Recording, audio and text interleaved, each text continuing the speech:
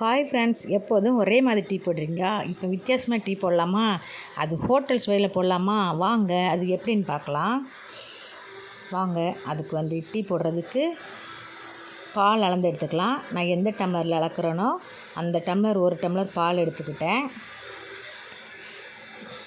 1 tumbler பாலுக்கு 1 tumbler தண்ணி சேர்த்துக்கிட்டேன். 1 டம்ளர் பால் எடுத்துடலாம். அதே அளவு எந்த டம்ளரில் எடுக்கிறோமோ அந்த டம்ளர் தண்ணி, 2 டம்ளர் டீ வரும். இதில்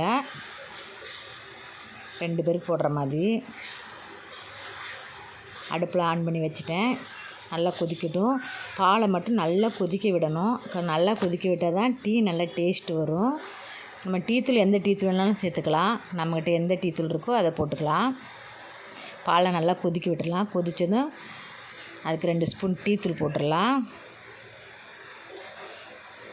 டீத்தூள் போட்டு கொஞ்சம் நேரம் கொதிக்க விடணும்.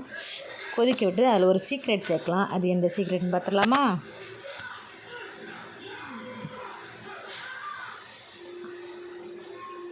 அதில் ஒரே ஒரு பிஸ்கட் சேர்க்கணும். அதுவும் மேரிகோல்டு பிஸ்கட்டு. வேறு எந்த பிஸ்கட் சேர்த்தாலும் கரைஞ்சிடும். இது சேர்த்தனா கரையாது. இதுதான் அந்த க்ரீமி டேஸ்ட்டு. ஹோட்டலில் எப்படி க்ரீமியாக இருக்கும் டேஸ்ட்டு, அந்த டேஸ்ட்லாம் கொடுக்கும். ஹோட்டலில் இந்த பிஸ்கட் தான் போடுவாங்க. அதனால் இதில் ஒரே ஒரு பிஸ்கட் போடலாம். கொஞ்ச நேரம் கொதிக்க விட்டுறலாம். கொதிக்க விட்டுட்டு அந்த பிஸ்கட்டை வெளியே எடுத்துடணும். நல்லா கொதிச்சிருச்சு பாருங்கள். 1 நிமிஷம் கொதிக்க விட்டாலே போதும்.